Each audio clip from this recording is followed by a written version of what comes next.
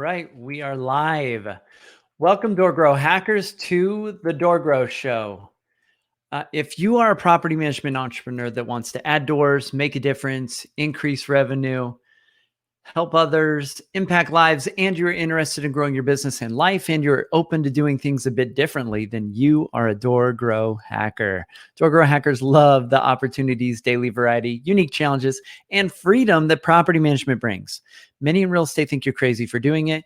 You think they're crazy for not, because you realize that property management is the ultimate high trust gateway to real estate deals, relationships, and residual income. At DoorGrow, we are on a mission to transform property management businesses and the business owners.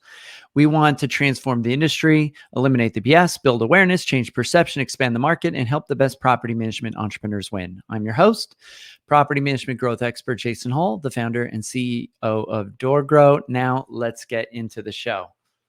All right. That intro, it was tough for me to read that intro this time for some silly reason. So I have a bunch of things going on in the background on my computer and it distracted me. All right. So let's get into this. So I was trying to think about what to talk about today.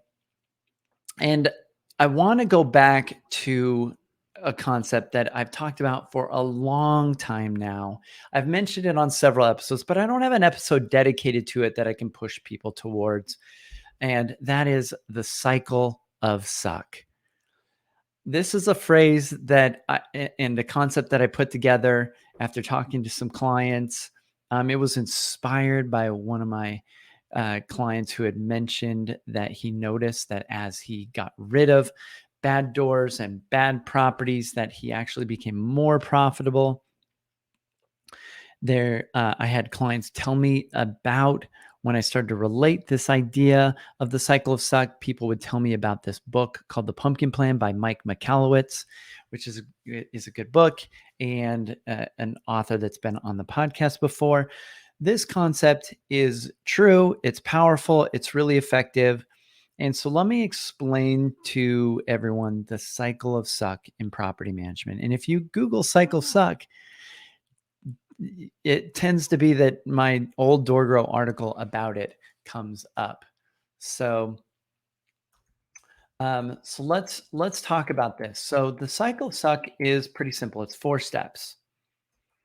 And the first step is you take on any client, or you take on a crappy client. And that's one of the big challenges. And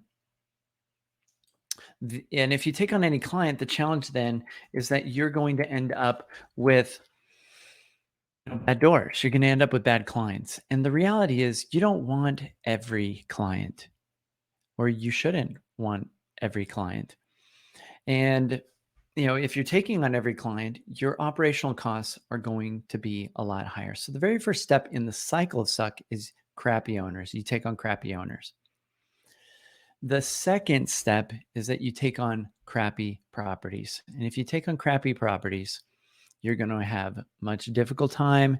That means you're going to have a much more difficult tenants. You're going to have a difficult situation. And if the owner's pushing back on things, even if the property is a nice looking property or a nice property, that property becomes a crappy property in your portfolio. And if you have crappy owners and crappy properties, which is the second step, third step in the cycle of suck, you're going to have crappy tenants. And so it doesn't matter how much tenant screening you do, if the tenants have A-grade credit, if those owners that you are representing are pushing back on things and delaying things and making things difficult for maintenance coordination and getting things taken care of in the property, these tenants are going to become bad tenants for you to be managing. These residents will be super frustrated at you. You then end up becoming basically a shit shield for a slumlord, which means now you are in between the tenant and the owner, but the owner is causing you to have more problems and more drama and more stress and more challenges that are unnecessary simply because they're making things difficult. And at this stage, you're in the cycle of suck. You're going to have upset and frustrated owners and difficult and challenging owners. You're going to have difficult properties and challenging properties, and sometimes just actually crappy looking and crappy maintained properties. You're going to have crappy tenants that are difficult and frustrated and unhappy. And then the fourth step is you're going to have crappy reviews. You're going to have a bad reputation in the marketplace. Now, this kind of sums up the entire property management industry in aggregate as a whole. There's a lot of property managers that are just taking on any client. They're taking on trying to get on any property they can. And most people know most property managers suck. Most come to me and they say, I'm going to start a property management business and all the other management companies in my market suck, which is why I'm going to start a property management business. So the challenge is, this is the default for the industry, is a lot of people fall prey or fall into this cycle of suck. And the temptation is they feel this sense of scarcity and they feel like they need to take on every client. So how do you escape this, right? How do you escape the cycle of suck? To consider, the cycle of suck is incredibly costly. Your operational costs on a bad property and a bad owner could take how much more time? 10 times the amount of time? Can one of your bad owners and one of your bad properties to easily take 10, maybe even it's 100 times more stressful or 100 times more effort? I don't know if it gets that extreme, but it can be significant, and it adds up if you have multiple doors and multiple properties and multiple owners that are part of this cycle of suck, that are not really what you deserve and what you should be managing, what you should be dealing with. If you had the business that you wanted and the business of your dreams and the types of clients you really wanted to be with and work with, right? You have to recognize that you are the prize, right? I want all of my clients to recognize that they are the sexy girl at the bar or the sexy guy at the bar, meaning they don't get with everybody. Here's the reality. Let's compare this to dating. If you get with everybody, you're low value. And you're not going to attract the type of people that you want or the type of clients that you want, right? In business. So don't get with everybody. Don't be that type of person. You know what they call somebody that gets with everybody, right? You don't want to be that. That's not interesting to the really great people that you want to be working with. The cycle of suck is stressful. It's really stressful. It means you are forcing and subjecting your team, if you have a team, to really difficult people and really difficult situations. And that means it's a display, or it's you showcasing to your team that you don't care about your team. If you really cared about your team and you protected your team, you would have standards, you would have boundaries, you would have limits, you would not take on every client. And if your team members aren't protected, if your team members don't feel supported, they're not going to stay. And so you will keep some team members, but they will not be the kind of team members that really can help you grow and scale your business. The type of team members that you really want to be around, these are going to be people that are willing to be walked all over, or willing to take garbage and deal with difficult situations constantly. And I get that property management can be difficult, and I get that they're going to be difficult situations. But if you are artificially inflating that by taking on situations that you know deep down you shouldn't be, you're not going to be able to keep and retain team members as well. And so, the next thing I want to point out is how is that the cycle suck is competitive, right? This is, if you have a poor reputation online, then you have to compete with all the other suck property management companies rather than being the standout, because the good ones are all taking all the best clients and you're stuck getting everything at the bottom of the barrel. And then at that stage, then you're competing based on price. And if you're competing based on price, that's not really a great place to be, right? This is what drives the entire industry to feel artificially like there's a sense of scarcity. And you don't want to be in a situation in which it feels like there is scarcity. Scarcity is what causes the entire industry to have pretty not great pricing, and property managers are not getting compensated well enough. And it causes the entire industry to have a bad reputation. And most of the property management businesses in your market, it's why they suck. So how do you escape? So if we reverse the cycle of suck, if we take this in reverse, right, at each of the 4 stages, that means that you're going to qualify your clients. In the sales process, you're going to determine what are you willing to take on and what are you not willing to take on? What do you really want? How do I build the business that I want to have instead of the business that I can build? Those are 2 very different businesses. The second thing is the next step is you need to qualify the properties. What type of properties am I willing to take on? What situations are we willing to take on? What do I want our portfolio to look like? You need to be the sexy guy or girl at the bar that does not get with every property, right?